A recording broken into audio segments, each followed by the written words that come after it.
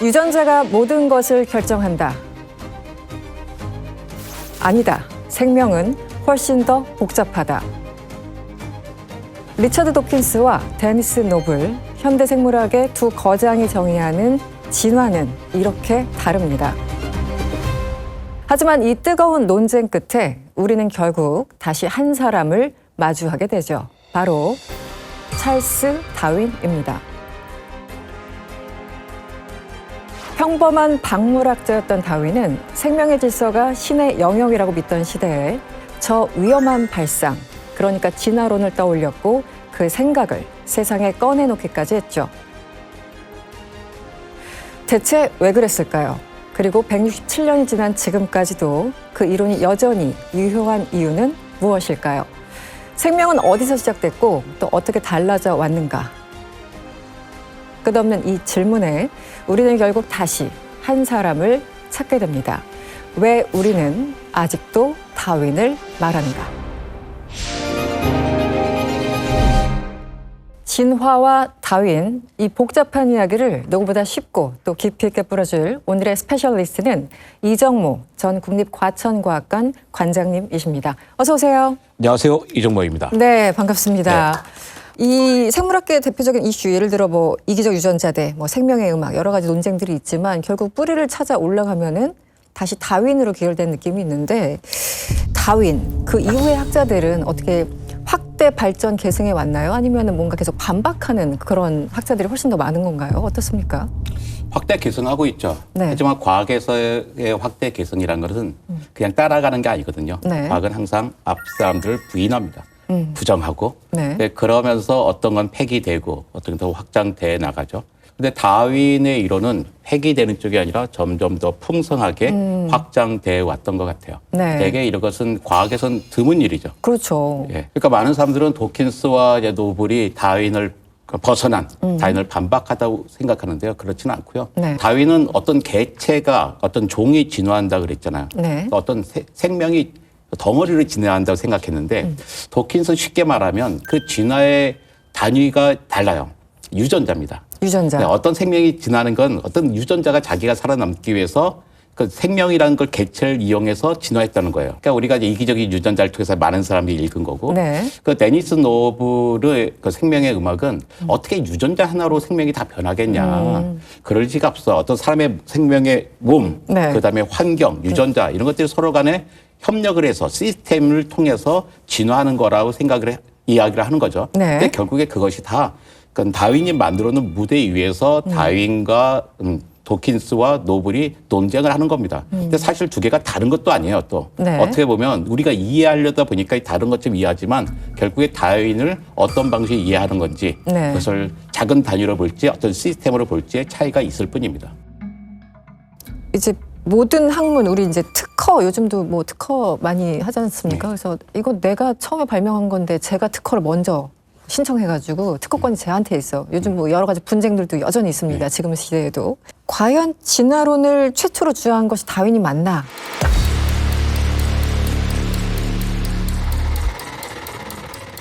뭐 여러 가지 논쟁들도 있을 수 있는데 실제 다윈이 진화론을 최초로 주장한 건가요? 어떻습니까? 진화론 자체는 그전에 한 뭐 150년, 200년 전부터 있었죠. 그러니까 생명은 고정되어 있지 않고 변하는 거야라는 생각은 많이 퍼져 있었고요. 네. 그러니까 대표적인 사람이 우리가 다 알고 있는 그 용불영설 네네. 아시잖아요. 네네.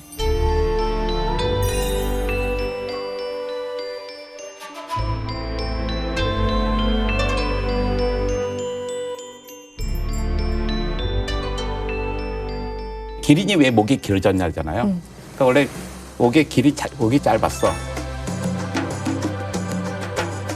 근데 목이 상당히 쓰다 보니까 목이 늘어났고 쓰다 보니까 네. 근데 이 늘어난 성질이 자손들에게도 이어졌다라고 네. 주장하는 거고 다윈은 그게 아니라 워낙에 다양한 생명들이 있었죠. 그러니까 기린도 목이 긴 놈, 짧은 놈이 있었는데 여러 가지가 있었는데. 네, 근데 긴 놈은 여전히 뭐 따먹기 좋잖아요. 네. 기니까. 그다음에 그게 좋으니까 영양을 많이 섭취했고 영양을 많이 섭취하다 보니까 자손을 많이 낳았어. 네. 그러다 보니까 얘네들이 작은 놈도 살아남지 못하고 큰 놈만 살아남았다고 생각을 하는 거죠. 네. 근데 이때 여기에서도 그 리차드 도키스는 네. 이제 그때 그 누가 목을 길게 했냐, 목을 길게 한 건 누구냐, 그 유전자가 했다는 거고 데니스 노블은 어떻게 유전자 혼자 다 했겠어. 네. 개의 심장, 그다음에 여러 가지 그 혈압의 문제, 환경의 문제 이런 것이 혈압까지. 다 조합이 돼서 목이 길어졌겠지라고 생각을 하는 거죠. 네. 근데 그 전에 있었던 진화론과 찰스 다윈의 진화론 차이가 뭐냐면 그 전에는 아이디어만 있었던 거예요. 심지어 옛날에는 진화가 고등생물에서 하등한 생물로 네. 큰 생물은 작은 생물로 우리가 생각하는 것과 정반대 방향으로 진화가 일어났던 생각도 있었어요. 아, 퇴화하는 상황으로 갔다는 건가요? 하나님께서 정말로 아름답게 창조해 놨는데 죄를 지어가지고 점점 이렇게 보잘것없게 변했어. 이런 것도 그런 것도 있었고. 네. 근데 다양한 진화론이 있었는데 그건 다 아이디어였고 찰스 다윈은 그 아이디어가 단순히 아이디어에 머무는 게 아니라 어떤 메커니즘을 만든 거예요. 어떤 메커니즘, 어떤 변이가 있어. 네. 그러니까 변이가 요즘은 DNA라는 걸 알고 있지만 그때 몰랐어요. DNA 인지도 몰랐으니까. 어쨌든 생명은 변화가 생겨. 이 변화가 생기는데 어떤 건 이 경쟁에서 살아남고 어떤 사람들이 못할 수가 있을 것 같아. 근데 그걸 누가 결정하냐? 자연이, 이 환경이 너는 이 상태에 살아남기 좋은 놈이구나. 네. 너는 살아남지 못한 놈이구나. 그래서 골라낸다는 거죠. 그래서 변이, 경쟁, 자연 선택이라고 하는 아주 톱니처럼 맞물려가는 네. 기계적인 메커니즘을 딱 만든 사람이 찰스 다윈이죠. 그런데 시대적 배경을 보면 이게 지금 1800년대지 않습니까? 네. 그러니까 말 그대로 19세기. 그러면은 여전히 이제 종교적인 어떤 세계관들 이런 게 좀 지배적이고, 네, 뭐 믿음이 더 우선시되고 뭐 이런 시대여서 당시만 해도 이 진화론은 굉장히 좀 혁명적인 이론이 아니었을까라는 생각이 들거든요. 어떻게 그 시대에 이런 진화론이라는 특별한 아이디어가 나왔을까요? 그때가 이제 흔히 말하는 빅토리아 시대잖아요. 네. 근데 그 빅토리아 시대는 되게 특이한 시대였어요. 그러니까 영국이 아주 부강해지면서 전 세계로 좀 많이 진출할 때잖아요. 되게 진취적인 생각을 많이 할 수 있었습니다. 네. 그래서 오히려 그 시대에는 어떤 빅토리아 시대가 어떤 뭐 진화론을 맞는 벽이 아니라 진화론을 마음껏 펼칠 수 있는 무대가 생길 수 있었어요. 근데 그 당시에 많은 사람들이 신앙이 발전하면서 야, 우리 신앙을 갖다가 성서에만 찾을 게 아닌 것 같아. 왜냐하면 야, 자연도 하나님이 만든 거 아닐까? 그렇죠. 자연도 하나님이 만든 거니까 자연을 더욱더 열심히 우리 연구해야 돼. 그 성경만 연구하는 게 아니라 자연을 연구하는 게 하나님께 더 다가가는 길이야 한 거죠. 그 자연에 대한 관심이 되게 많아집니다. 그 자연하게 발전하게 되는데 근데 그중에 대표적인 사람이 카를 폰 린네라고 하는 사람이에요. 우리가 하는 분류학을 만든 사람이죠. 전 세계에 넓어졌어요. 옛날에는 저렇게 기껏해야 유럽 그다음에 지중해밖에 안 됐단 말이에요. 자기의 세계가. 공간이. 근데 이제는 남미, 아프리카 이제 넓어졌잖아요. 그러니까 다양한 생명들이 보이게 되는 거예요. 그러니까 이 생명들이 뭔가 질서를 부여해야겠어. 그러니까 정석과 뭐 강문계라는 것도 체계도 만들면서 질서를 부여하는 거죠. 그러니까 칼포르 린네는 자연을 통해서 어떤 진화론을 만든 게 아니라 하나님께서 정말로 아주 체계적인 생명체를 만들어놨네라고 하는 것을 더 펼쳐놓은 거예요. 생명의 폭을 넓혀놨습니다. 그때 또 다른 사람이 그 찰스 라이레이라는 사람이 있어요. 지질학자인데 이 지질학자 그다음에 또 지질학이 되게 또 활발해졌어요. 그러면 지구의 시간이 엄청나게 긴 거야. 그다음에 지금 이런 일이 옛날에도 일어났어라고 하는 거죠. 그래서 뭔가 다양한 생명들이 생기고 그다음에 질서도 생겼어요. 이런 것들을 통해서 어떤 아이디어가 생길 수 있었는데 근데 이런데 진화는 어떻게 일어나지? 할 때 그 토마스 멜서스의 인구론이라는 책이 나옵니다.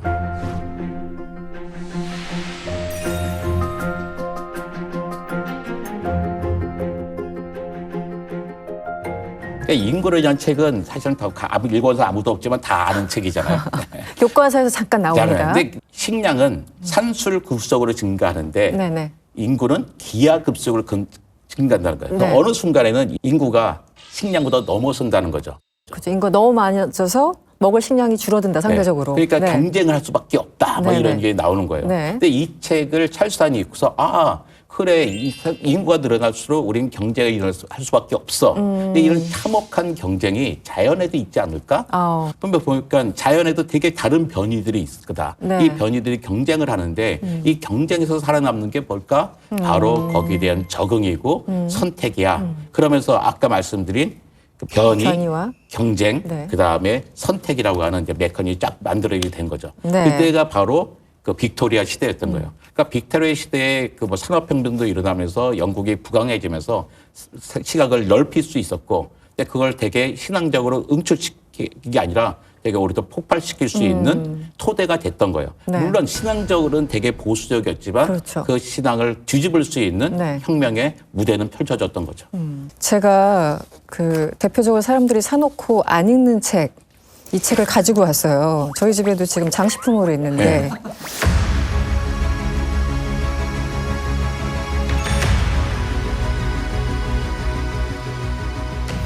저희 작가 제작진들이 관장님하고 좀 비슷하다, 인상이. 이런 얘기도 하던데요.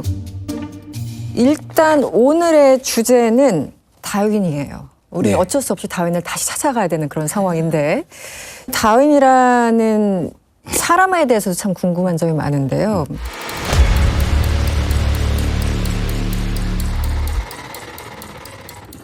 약간 은둔자처럼 생활했다라는 설도 있었고, 아니 그게 아니었다, 그냥 건강 때문에 어쩔 수 없이 뭐 그랬다, 혹은 약간 제아의 학자였다, 여러 가지 설명들이 있더라고요. 다윈은 어쨌든 그 사회의 중심이었어요. 메인스트림이었어요. 메인스트림. 그러니까 항상 모든 사람이 다윈에게 잘 보이려고 그러고 다윈과 만나고 싶어하고 다윈과 친교를 나누고 싶어 했죠. 네. 심지어 심지어 칼 막스도 다윈과 편지를 주고받을 정도였으니까요. 네. 근데 이 사람은 다른 과학자들은 열심히 활동을 하잖아요. 네. 돈도 벌어야 되고. 근데 찰스 다윈은 그러지 않았습니다. 금수저였어요. 대표적인 금수저였어요. 금수저. 대표적인 금수저였어요. 네. 아버지가 되게 유명한 외과서였고 할아버지도 외과서고 형도 네. 형도 의사였어요. 네. 그러니까 의사 가문이었고 심지어 자기 외가는 그 당시 영국에서 가장 부자 집안이라고 할 수 있는 웨지 우드가 도자기 네네. 그 가문이었습니다. 맞아요. 네네. 근데 그러면 거기서 이제 잘 자랐죠. 잘 자라서 그 교육을 잘 받았고. 그 의사 집안이니까 아버지는 되게 아이들을 또 이제 의사로 만들고 싶어 해요. 그렇죠. 그런데 딱히 이제 그런 타입은 아니었어요. 그냥 그렇게 똑똑하지도 않고 쓸데없는 관심 많고 돌멩이, 그다음에 벌레 네네. 이런 데 관심 많고요. 네. 근데 그러다 보니까 의대를 보냈습니다. 저 북쪽 도시에 의대를 보냈는데 거기서 적응을 하지 못했어요. 하지만 어쨌든 그래도 먹여 살려야 되니까 집에 돈이 있으니까 성공의 신부를 시켜야겠다 해서 그 캠브리지에 크라이스처치에 입학을 시킵니다. 네, 그 신부 교육을 그러니까 성공의 신부 교육을 하는 거죠. 근데 거기서 교육을 또 잘 받아요. 자기 적응이 안 받던 의학이 아니라 신학을 한다면은 아주 공부를 잘합니다. 특히 그렇습니까? 거기서 신학도 잘했을 뿐만 아니라 거기 세즈윅이라고 하는 지질학자, 네. 그다음에 헨슬로우라고 하는 그 식물학자의 사랑을 받으면서 네. 잘 성장을 해요. 그 정도까지요? 네. 되게 성실했어요. 되게 성실하다. 그러니까 신학대학에서도 아주 우수한 성적으로 졸업을 하고요. 네. 근데 그러고서 뭐 공부를 마쳤는데 이분이 딱 된 인생을 바꿀 수 있는 기회가 생기죠. 어떤 거죠? 비글호라고 하는 네. 배를 타게 되는 겁니다. 그 5년간 배멀미했다는 그 비구로 그렇죠. 말씀하십니까?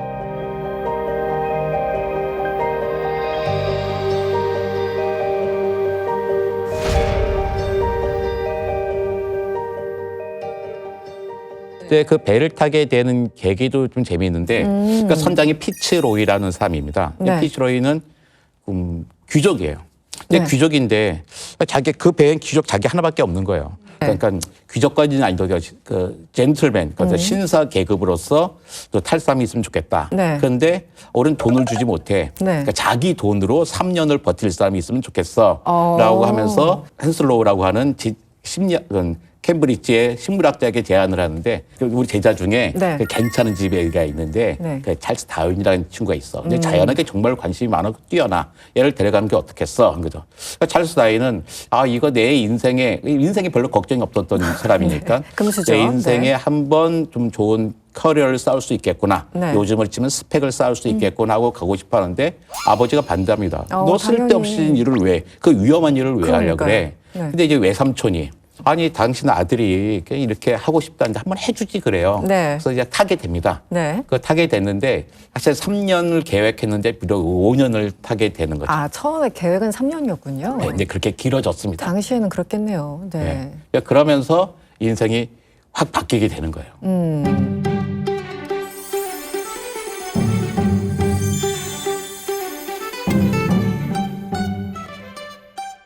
일단 여행을 떠날 때까지만 해도 비그로를 떠날 때까지만 해도 이 사람은 찰스 다윈은 진화론자가 아니었어요. 아, 네. 그럴 수 있겠네요. 여행을 떠날 때는 네네네. 그냥 이 사람은 윌리엄 페일리라고 하는 자연신학자의 이론을 아주 잘 받아가지고 아주 우수한 성적을 받는 사람이에요. 그렇군요. 네, 전혀 진화론과 전 반대에 있던 사람이었단 말이에요. 친구가 분명히 있었을 거야. 근데 이제 여행을 떠나서 엄청나게 뭘 얻기 시작하죠.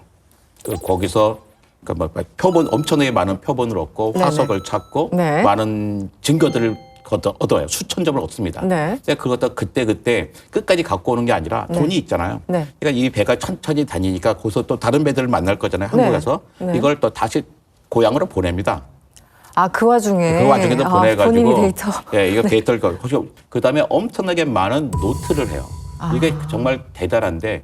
그러니까 찰스 다윈은 그야말로 손으로 연구하는 사람이에요. 그러니까 뭐가 보일 때마다 다 이걸 얻었고 어떤 내 생각에 어떤 의문이 있는지를 계속 메모를 해 놓는 거예요. 네. 근데 이때 중요한 게 뭐냐면 어떻게 섣부르게 결정을 내리지 않습니다. 이건 이거네가 아니라 네. 계속 자기의 의문들을 써놔요. 그래서 나중에 이 의문들이 쫙 쌓여가지고 수십 건의 노트가 있는데 네. 이 수십 건의 노트에 쓴 질문들이 네. 서로 엮이면서 자기의 거대한 그림을 그릴 수 있게 되는 거죠.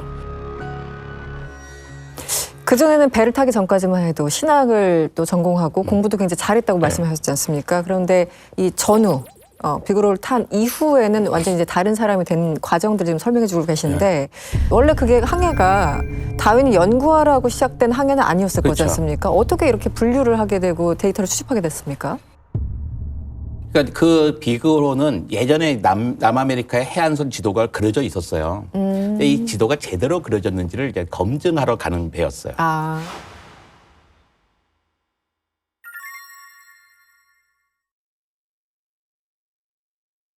그때 이제 다윈은 끝까지 이 뱃멀미를 해결하지 못한 사람이에요. 배멀미. 네, 배멀미를. 근데 어떻게 해? 이거 측량을 해야 되니까 그 배가 해안선을 훑고 지나가는 게 아니에요. 계속 섭니다. 그러네요. 서서 이제 네네. 거길 한 곳에서 오랫동안 머무는 거예요. 이게 맞는지 살펴봐야 네, 되니까. 그러니까 이제 다윈은 딱 배가 딱 정박하면 일단 무조건 내려요. 튀어내려. 네, 살아야 돼. 나 여기서 배에서 죽을 것 같아. 살아내리죠. 근데 배는 또 천천히 저 다음 지역을 가잖아요. 네. 근데 어차피 이게 오래 있다 가니까 땅 위로 걸어가도 되는 거예요. 그래서 그렇군요. 자기 조술 한 명 데려가서 쭉 걸어 다닙니다. 걸어 다니면서 보이는 생물들을 채집하고 화석을 줍고 그다음에 또 거기에 원주민들을 만나고 그래서 네네. 전혀 다른 문화들을 또 보게 되는 거죠. 생긴 것도 전혀 다른 사람들이 살고 있었을 테고. 예. 네. 그러면서 여러 가지 것들을 보게 되는 거예요. 그러니까 뱃멀미가 없었으면 다윈에게 진화론이 이런 태어나지 기회도 않았다. 없었을 수도 있어요.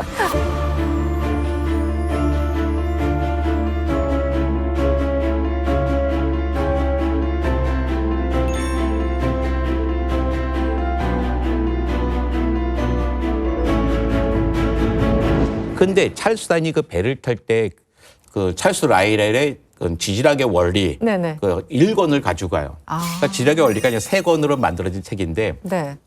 향해 떠날 때 1권이 나왔고 2, 3권은 갔다 나와서 내요. 근데 1권이 제일 중요했던 거예요. 1권의 얘기가 뭐냐면 그 1권에 여러 개 왜 화산도 터지고 땅이 융기하고 네네. 뭐 이런 지질학적인 일이라는데 이건 지구 시간이 몇 천 년이 아니라 수천만 년, 수억 년이 걸릴 수도 있어라는 이야기였어요. 그 당시 되게 혁명적인 이야기였습니다. 지금 지구의 나이가 46억 년은 네네. 너무나 당연한 거였지만, 근데 다윈이 딱 가서 보니까 책에서 땅이 융기한다고 봤는데 정말로 아르헨티나에 보니까요, 조개가 있는 층이 네네네. 저 위에 있는 거예요. 갑자기 산에 조개가 왜 있지? 약간 이런 그렇죠. 느낌으로. 산 네. 위에 조개가 있단 말이에요. 네네. 그 얘기, 저기는 옛날에 저기가 해안가였겠구나. 그 다음에 그 갈라파고스 화산도 보고 여러 가지 융기 현상, 화산 현상을 보면서 그러니까 찰스 라일이 얘기했던 시간이라는 것을 느끼는 거예요. 지구의 시간은 엄청나게 길다. 이 지구의 시간이 이렇게 엄청나게 길어? 그렇다면 어쨌든 생명들도 계속 변화했을 텐데. 무대가 변하면 네. 생명도 변할 수 있겠지. 이 정도까지 생각해요. 아직 진화론자가 아니었어요. 그러다가 이제 또 갈라파고스 산들을 가게 되는데 네.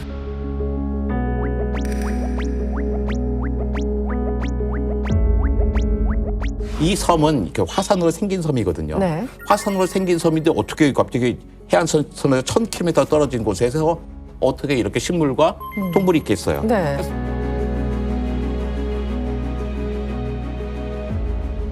그러니까 생각을 하는 거죠.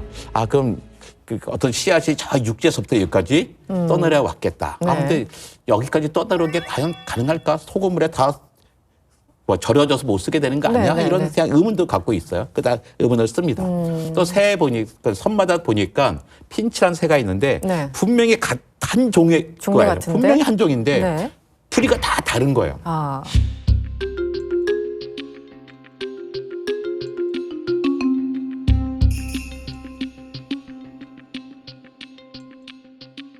근데 조금씩 달라. 아마도 얘네가 그 환경에 따라서 먹이에 따라 조금 다른 것 같아. 이 정도 생각을 한 거죠. 네, 네. 그러면서 만약에 이런 식으로 이 섬이 생긴 지 얼마 안 됐을 것 같은데 이런 식으로 이 사이에 섬이 생긴 다음에 그 다음에 새가 왔을 거잖아요. 그렇죠. 근데 섬마다 옮겨와서 사는데 그래서 벌써 불이 보니까 조금씩 바뀌었단 말이에요. 네.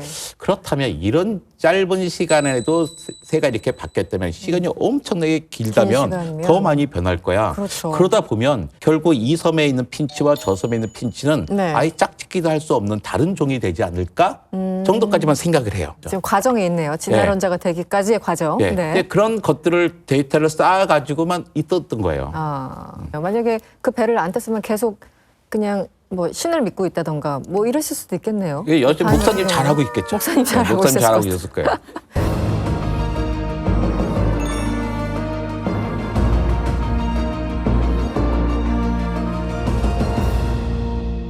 그렇다면 항해 기간 동안 이제 쌓인 여러 가지 의문들 이게 결국 나중에 와서 해석이 된 건가요? 그 갔다 와서는 어떤 과정이 있었습니까? 갔다 와서는 이제 그 네. 질문들을 하나씩 풀어가기 시작합니다.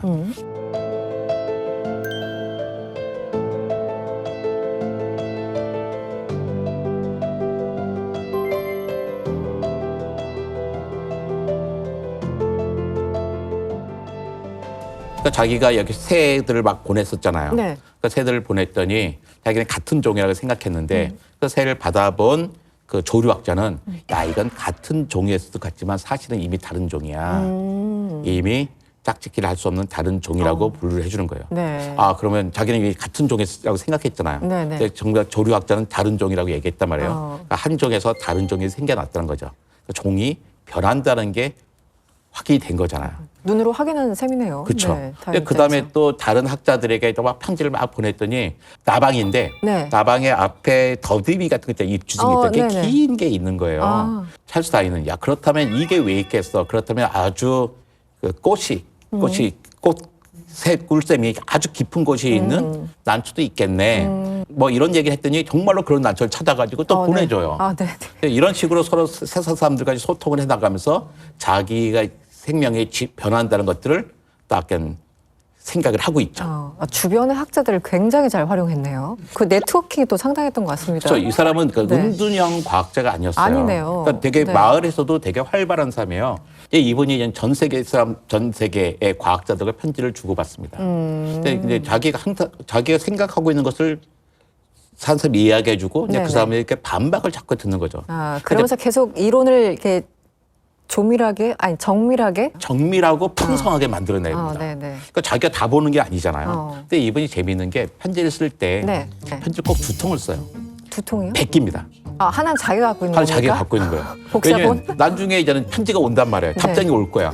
답장이 올 때 자기가 원래 보낸 편지가 없으면 도대체 이 사람이 뭔 얘기한 줄 알 수가 없잖아요. 아, 내가 뭐 질문했더라. 네, 뭐 지금은 PC에 다 질문했더라. 남아있지만. 그렇죠. 그게 없는 와, 거예요. 정말 지독하네요. 그러니까 이게 네. 장점인 거예요. 그러니까 근데 이 사람은 자기가 보낸 편지까지도 다 있기 때문에 진짜 이 사람이 대단하다. 어떻게 얘기를 주고받는지 잠시 1만 5천 통이 그대로 유지가 되고 있는 거예요. 몇 통이요? 1만 5천 통이요.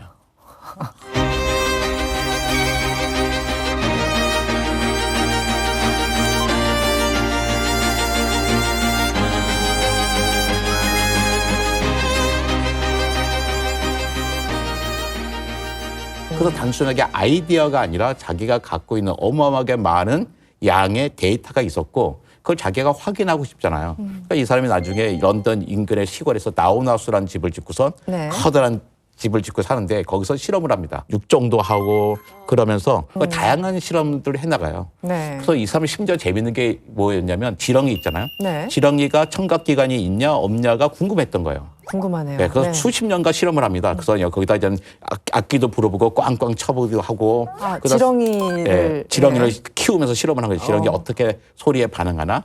그래서 40년쯤 지난 다음에 심지어 종의 교훈이 나온 한참 후에 네. 거긴 결과를 발표를 하는데 결과는 뭐냐면 지렁이는 청각기관이 없다. 네, 그것을 수십 년의 연구 끝에. 수십 년 그때 네. 그걸 하기 위해서 정말로 엄청난 데이터를 쌓아 나가는 사람인 거죠. 굉장히 꼼꼼하네요. 근데 네. 이 데이터를 쌓아 나갈 때 항상 질문을 쓴다 그랬잖아요. 근데 거기에 자기의 질문에 자기가 이런 생각을 했으면 거기에 맞는 데이터를 쌓아 나가요. 근데 그뿐만 아니라 항상 세상은 자연은 딱딱 떨어지지 않아요. 그거 정반대되는 이야기도 나와. 네네. 아, 나는 이래야 될 것 같은데 그것보다 정반대되는 사례들도 있단 말이에요. 네. 그것도 잘 모아둡니다. 잘 모아두고 내가 나를 반박하는 사람이라면 어떻게 반박할지 그 상대방의 반박까지 미리 다 써놔요.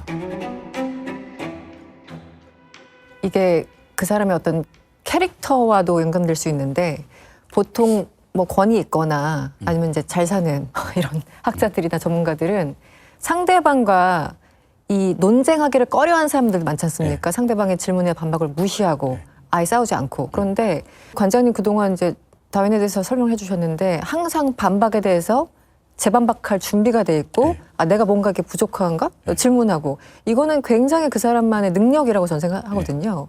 어떻게 보십니까? 그런 측면에 대해서는?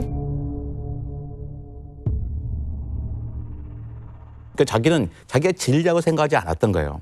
난 분명히 잘못된 점이 있을 거야. 이 사람이 이렇게 의문을 제기하겠지. 난 거기에 이렇게 답을 할까? 또 의문이 있겠지? 그 의문들 다 모으고 싶은 거예요. 자기 그 당시에 최고의 학자였지만 아주 젊은 사람들의 이야기들을 또 딴 걸 본 사람들을 얘기를 더 듣고 싶었던 거죠. 자기가 네. 다 알 수 없으니까 되게 네. 겸손한 태도를 가졌던 거죠. 겸손함이라는 게 뭐예요? 결국 쉽게 말하면 자신의 본능과 지식의 한계를 인정하고 모른다고 말한 것을 거리끼지 않는 것이자 새로운 사실이 밝혀지면 기존에 갔던 생각을 기꺼이 바꾸는 거거든요. 그러니까 이런 겸손한 태도가 있기 때문에 다른 사람들에게 계속 다른 반박을 요구했던 거죠. 네. 그 겸손함이 과학이 갖고 있는 기본적인 태도입니다. 근데 이 태도의 가장 첫 번째, 가장 중요한 사람 바로 찰스 다윈인 거죠.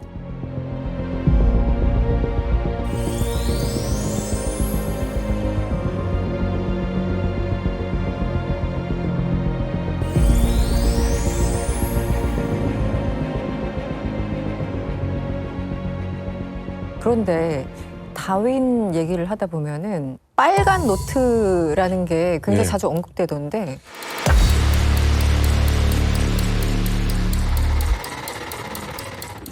도대체 이 빨간 노트는 뭔가요? 그러니까 다윈이 수십 개의 그 메모가 있었잖아요. 엄청나게 많은 노트가 있었단 말이에요. 네네. 근데 그 막 중구난방이잖아요. 그러니까 이거 자기 그 메모들을 쫙 보면서 이제 노트를 다시 씁니다. 아, 정리해서. 네, 정리해서 네네. 쓰는데 5권의 노트가 있는데 네. 그 중에 빨간 노트가 사실 결정적이에요.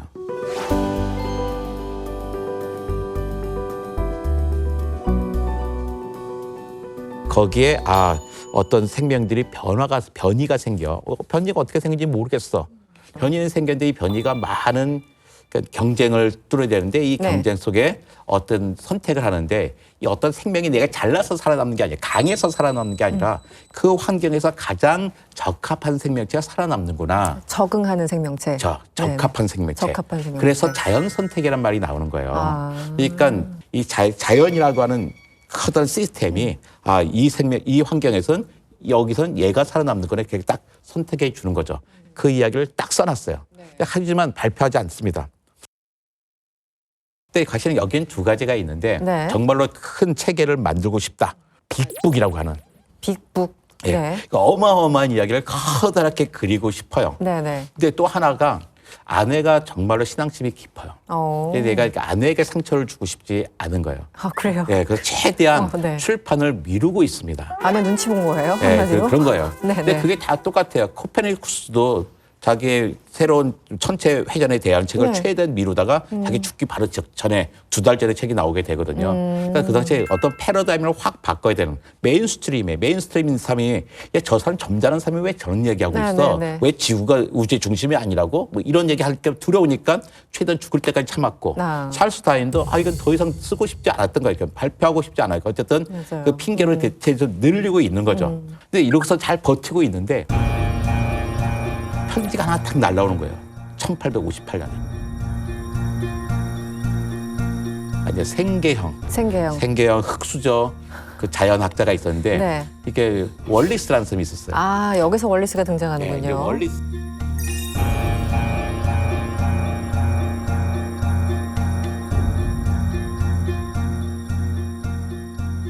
언니 월리스하고도 그동안 많은 편지를 주고받고 네, 있었어요. 틈틈이. 네. 근데 월리스가 그걸 보는 거예요. 인구론을. 아, 멜서스 잉그론. 멜서스 인구론 똑같이 봤습니다. 네, 네. 멜서스 인구론 보면서 찰스 다윈과 똑같은 생각을 하는 거예요. 네. 그래, 이렇기 때문에 이렇게 자연이 선택할 수밖에 없겠구나. 그래서 자기의 이것을 딱 정리해가지고 그 자기의 그 작은 소고, 작은 논문처럼 해서 보냅니다. 찰스 다윈에게. 네. 그 찰스 다윈은 그걸 보고서 하늘이 무너지는 것 같다. 내가 수십 년 동안 이렇게 정리해 놓은 것을 이 친구가 다 똑같이 보냈구나. 네. 어이없고. 나는 이제는 과학에서 먼저 발표한 게 최고인데. 그렇죠. 네, 근데 그때 그 친구들이 네. 물론 그 식물학자 친구 후크 이런 사람들이 야 내가 너 평생 너 수십 년 동안 너랑 이야기를 했잖아. 우리 편지 주고받았잖아. 편지 주고받았잖아. 나 복사본도 있어. 너가 했던 네. 얘기가 바로 이거잖아. 네, 네. 그러니까 너는 이걸 훔친 게 아니야. 네. 우리가 다 증명할 수 있어. 네. 그러지 말고 너가 이 이야기를 너가 너의 글로 다시 정리해서 논문을 발표해. 그래서 그 월리스하고 찰스 다윈이 공동 이름으로 발표를 합니다. 공동 이름. 논문을 발표하고 나니까 그러니까 과학계에서 한번 큰 반향이 있었고, 네. 그러니까 이것을 책을 써야겠다 네. 해서 요약본을 써요. 요약본 쓴 게 바로 그 선생님이 갖고 있는 그 두꺼운 책, 종의 기원인 거죠.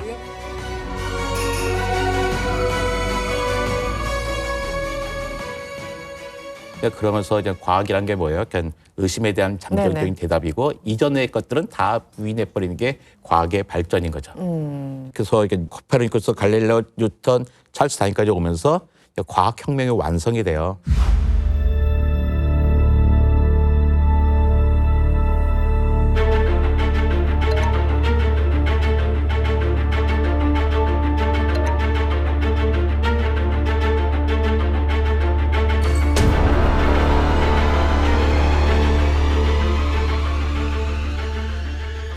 관장님, 다윈의 시대 어쨌든 19세기인데 종교적인 세계관이 굉장히 강했던 시대잖아요. 그래서 당시에는 이런 아이디어 자체가 굉장히 혁명적이거나 혹은 불순하거나 뭐 이런 그 리액션들이 있었을 것 같아요.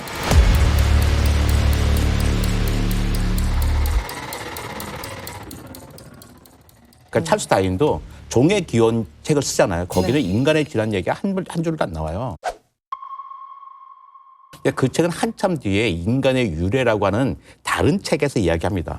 찰스 네네. 다윈이 되게 아주 현명하고 네. 전략적인 사람이에요. 네. 다른 생명은 이렇게 변해, 그렇게 변할 수 있겠네. 근데 내가 나도 이렇게 변했어. 다른 저가 하찮은 것에서 왔어. 그러면 못 참는 거거든요. 받아들이기가 너무 네, 힘들죠. 그 얘기 빼놓습니다. 네. 빼놓고 한참 뒤에 일단 사람들에게 진화란 것들이 딱 퍼뜨려 놓은 다음에 넘어가는 거죠. 그래서 일반 대중들은 괜찮았어요. 그날 되게 인기도 있었고요. 뭐 1250건이 하루에 다 팔리고 막 그럽니다. 근데 조금 생각해 보니까 이게 딴 생명만 변하는 게 아니라 인간도 변했다는 뜻 아니야?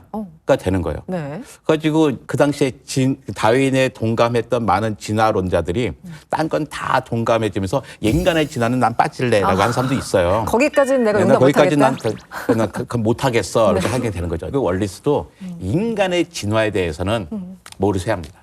거기서는 난 생각이 달라. 인간 부분은 다 너무 민감하니까. 인간에 대해서는 여기다가 신에게 너무나 큰 도전을 하는 것 같아. 부담이 되니까. 실제 찰스 다윈도 네. 이 진화론을 자기 딱 생각 가진 다음에 뭐였냐면 마치 살인을 저지른 것 같은 죄의식을 갖게 된다 했습니다. 그냥 그만큼 그 세상을 지배했던 세계관을 자기가 깨야 되는 거잖아요. 그 학계 메인스트림이라는 게 이렇게 참 무섭더라고요. 누군가 예. 아이디어가 있어도 감히 함부로 얘기하지 못하는 그런 것들이 굉장히 많았었잖아요. 네. 역사적으로. 네. 그 이제 윌버포스라는 사람이 네. 라고 하면 뭐 붙자고 나타나요. 아, 찰스 다이너가 붙어보자. 네. 맡아보자. 근데 이제 찰스 다니는 거기를 그냥 붙는데 잘 가는 타입이 아니니까 그 자기의 또 추정자의 한 명을 또 헉스를 한 사람이 가서 대신 싸워줘요. 대신 싸우게 합니다. 네, 아바타를 보냈군요. 네. 네. 근데 그 당시에 윌버퍼스가 되게 실수를 하는 거예요. 잘 토론을 과학적인 토론을 잘 하다가 약간 조롱 섞인 이야기를 해요. 만약에 인간이 이렇게 딴 데서 왔다면, 그래, 말하자면 원숭이에서도 왔다고 해보자. 네. 야, 그렇다면 너는 이렇게 할아버지가 원숭이 쪽이야, 할머니가 원숭이 쪽이야. 이런 식의 약간 네, 조롱 섞인 조롱조롱. 이야기를 합니다. 근데 과학의 토론에서 이미 그 말을 뱉는 순간에 져버리는 거예요. 그러네요. 그러니까 헉스리한 사람이 너는 참 너희 같이 토론 자체가 부끄럽다. 어떻게 과학의 얘기를 그렇게 나가느냐 네. 해버린 거죠. 근데 그러면서 그 이야기들이 해서 찰스 다인을 갖다가 네. 얼굴만 찰스 다인이고 몸은 원숭이인 그런 풍자화도 많이 실리기도 합니다.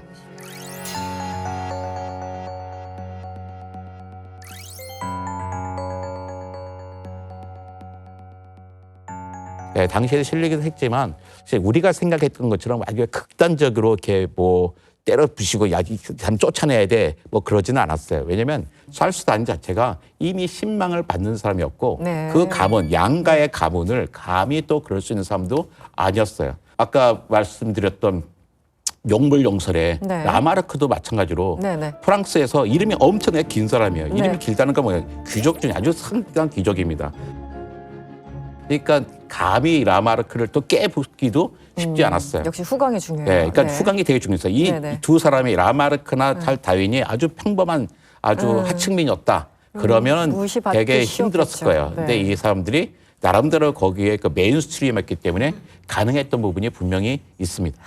진짜 세상이 참 공평하지 않아요. 네. 천재가 있어도 막 후광이 없으면은 그 이론이 받아들여지지 않았을 가능성도 높고, 설명하셨다고 보면. 종의 기원 발간 당시에 뭐 하루 만에 솔드아웃? 네. 그 정말 당시 이 출판계에서도 어마어마한, 그러니까 내용도 그렇지만 어떻게 하루 만에 품절되니? 굉장한 반응이었다고 하는데 대체 저는 사실 사놓고 이 책을 거의 못 읽고 있는데 뭐 비둘기 나오고 막 그래가지고 그 시대 사람들은 이게 왜 그렇게 재밌었던 걸까요? 포인트가 여러 가지 있었을 것 같은데. 그때 왜냐면 사람들은 기대하고 있었어요. 찰스 다윈이 뭔가 쓰고 있대. 네네네. 막 기대하고 있었던 거예요. 아, 소문이 돌고 있었어요. 소문이 돌서 네. 다음에 먼저 사야지 맘먹고 있었던 거죠. 네, 그러고서 이제 책이 딱 나왔는데 이 책을 낼 때 그 출판사의 편집자는 네. 그랬대요. 뒤에 다 날려버리고 네. 1장만 냅시다. 정말요? 네, 1장이 뭐냐면 선생님이 읽었던 비둘기 얘기가 나옵니다. 비둘기 도대체 왜 재밌는지 모르겠어요. 근데 그 당시만 해도 그 전국의 그 신사 계급에서는 유행이 그랬어요. 비둘기 육종이 인기였습니다. 비둘기, 개 있잖아요. 그러니까 비둘기가 다양하지 않았어요. 근데 비둘기 다 교접을 시켜가지고 희한한 비둘기 만들었고 네. 개들도 뭐 늑대였잖아요. 근데 네네. 지금은 희한한 개들이 있잖아요. 자연에서 절대 살 수 없는 개들이 있잖아요. 네네. 그래서 육종을 했단 말이에요. 근데 그걸 보여준 거예요. 그러니까 왜 이걸 했냐면 찰스 다윈이 정말 똑똑하신 분인 게 네. 어려운 이야기 하는 게 아니라 세상 사람들이 보여주는 거예요. 당신들 요즘 뭐 하고 있어? 비둘기 육정하잖아. 개 육정하잖아. 다양하게 먹는 것들 바꾸잖아. 잘 봐. 원래 자연에 있던 것들을 갖다가 다 이렇게 급해서 새로운 걸 만들어냈지. 이 짧은 시간 안에. 네네. 근데 시간이 길다고 한다면 생명체는 전혀 다른 생명체가 생기지 않겠어가 되는 거죠. 네. 그러니까 모든 사람들이 일장이 재밌어했어요. 그 다음부터는 힘들어합니다. 그 당시 네. 사람들이 일장이 네. 너무 재밌어. 예, 근데 베스트셀러야. 저는 일장이 너무 힘들었어요. 네. 1983년에 이제 내가 생화과 갔으니까 그도 생화과에 가서 탈을 썼으니 종이건 한번 읽어봐야 되지 않겠어? 읽어봤는데 네. 비둘기만 나오는 거야. 이게 뭐야? 덮고 말았죠. 관장님도요. 네. 제가 용기를 얻고 있습니다. 네. 덮으셨군요. 독일에 갔을 때 이제는 여기서 공부하는데 교수님이 같이 이제 우리 실험실사들 맥주집 가잖아요. 이런 얘기하다가 갑자기 찰스 다윈 얘기 나온 거예요. 너 종의 기원은 어떻게 읽었니? 막 이렇게 산타 나오는데 이렇게 읽었어요. 근데 제 차례가 됐죠. 네. 정모도 어떻게 읽었어? 안 읽었는데요. 그러니까 교수님이 너무 어이없으면서 야, 네가 생화학자의 탈을 쓰고 종의 기원은 안 읽었다고? 네가 사람이야. 야, 그죠? 당장 읽고 와. 실험실 안 나도 되니까 일주일 주제가 읽고 와 그런 거예요. 근데 뭐 저기 한글판도 없죠. 독일어판 샀죠. 쫙 읽다 보니까 모르는 단어가 나와. 네네. 모르는 단어가 나와서 한국 찾아보잖아요. 비둘기야. 또 또 찾아보면 또 비둘기야. 그러니까 수십 개 나와요. 계속 비둘기야. 네. 그러니까 우리나라는 비둘기밖에 없는데 걔는 다 있는 거예요. 우리 개도 왜 말티즈도 있고 그렇죠. 불독도 같듯이 우리는 네. 옛날 다 개였잖아요. 네네. 근데 그 이걸 견뎌내지 못했어요. 근데 제가 그 1983년부터 읽기 시작해서 이 책을 완성한 게 2006년입니다. 몇십 년 걸리신 거예요? 그러니까 83년부터 2006년까지 23년이 걸려서 이 책을 겨우 읽었어요. 그래서 저는 이거 여러분 이거 봤잖아. 이렇게 다윈 봤잖아. 이거 다윈 이거 알아야 되지 않겠어? 다윈 책 사야겠지. 다윈 책 삽니다. 종의 기원 읽어보세요. 못 읽어요. 네. 그래서 예쁘게 그냥 집안 데코레이션으로 저도 가꾸고 있습니다. 이거 오해하실까봐 말씀드리는데 찰수 다윈은요 글을 되게 잘 쓰시는 분이에요. 다행이네요. 네, 그다음에 그 나의 삶은 서서히 진화한다고 하는 자기의 그 자서전도 있고, 그다음에 그 비구로 항해기도 있잖아요. 네. 정말 신나게 읽을 수 있습니다.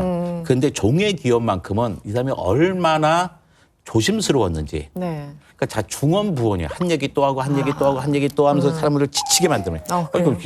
비둘기 30번 얘기하는 것처럼. 그러니까 알고 있는 모든 그 반박할 수 없게끔 너 한번 반박해 볼래? 라고 할까 저 완벽한 책을 쓰고 싶었던 거예요. 요약본으로. 그러다 보니까 재미가 없어졌어요. 근데 자기의 자서전이라든지 아니면 왜 항해기 그거 정말 재미있고요. 여러분에게 저희가 권한 책은 따로 있어요. 어떤 거죠? 그 책을 종의 기원 딱 읽지 마시고 1단계는 은퇴하신 중학교 생물 선생님이었습니다. 윤서영 선생님의 종의 기원, 자연 선택의 신비를 벗기다라는 책이 있어요. 이게 중학생을 위한 책입니다.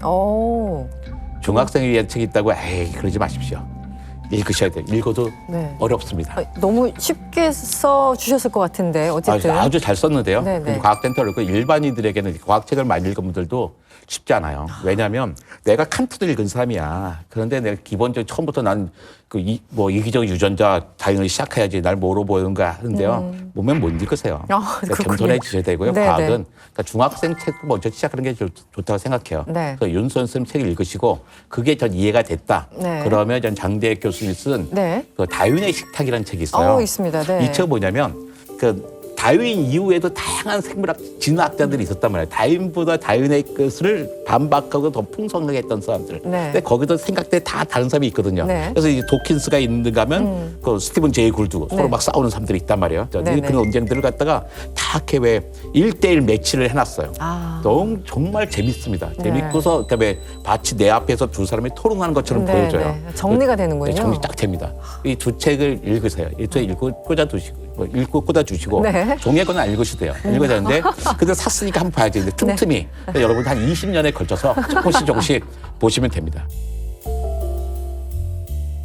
사실은 이제 학교뿐만 아니라 대중들도 우리가 물리학이든 뭐든 다 얘기를 하면은 지금 어떤 논쟁들이 있는가라고 현 세대의 논쟁들이 조금 더 포커싱을 하는 측면이 있는데 진화론은 항상 다윈부터 시작하는 것 같아요. 그냥 다윈이야. 일단 그 다윈부터 알고 그다음에 얘기하자. 이런 흐름들이 있는데 지금 167년이 지난 지금까지도 다윈과 종의 기원이 이렇게 끊임없이 우리 당장 방송을 하는 것도 마찬가지고 끊임없이 회자되는 이유 어떻게 보세요? 그 줄기를 놓치지 않았기 때문이에요. 줄기가 한 번도 반박되지 않았습니다.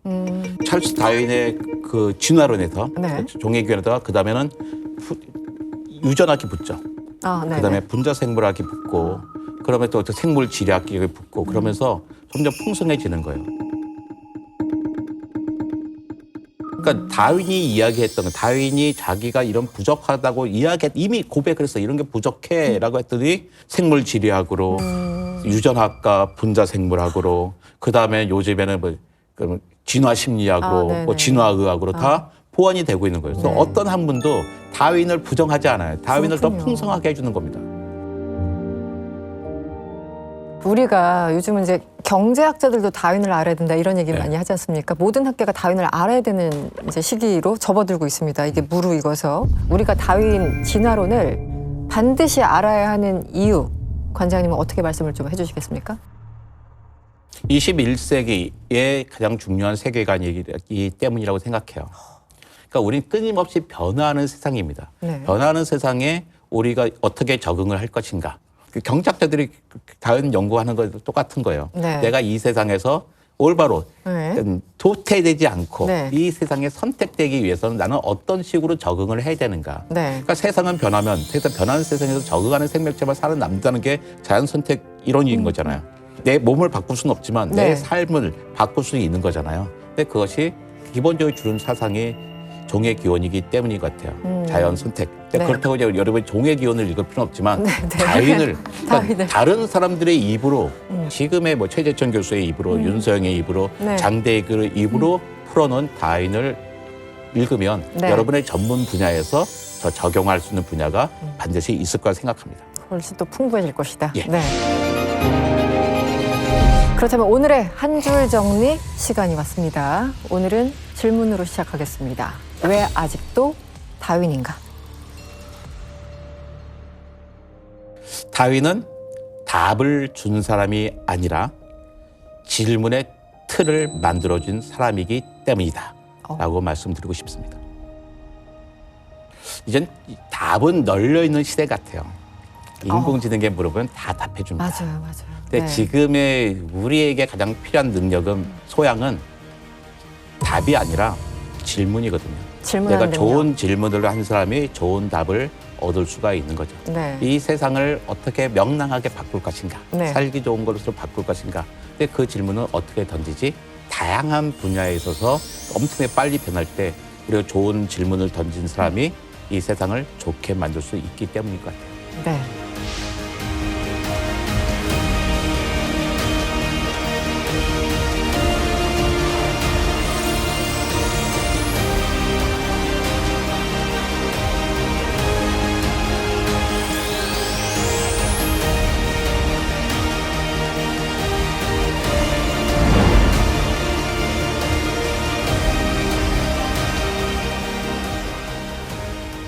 오늘 관장님 덕분에 그 촘촘하게 좀 풀리지 않았던 그런 의문들이 좀 풀리는 그런 기분입니다. 예전에 영국의 한 철학자가 이 서양 철학의 전통은 플라톤에 대한 주석이다. 이런 얘기를 했는데 지금 모든 진화론의 어떤 이론들은 결국은 다윈에 대한 주석이 아닌가라는 생각이 듭니다. 네, 오늘 너무 소중한 말씀 감사드립니다. 지금까지 이정모 전 국립과천과학관 관장님과 함께했습니다. 오늘 고맙습니다. 감사합니다. 젊음을 향한 인류의 욕망. 21세기 현대 의학이 그 해답을 찾았습니다.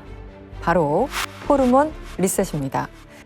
진짜 모시고 싶었어요. 정말요? 예, 급속 노화 중이어가지고 오늘은 진짜 교수님을 안 보면 안 되겠다. 나이 들면서 빨간색을 좋아하는 것도 호르몬 때문이다.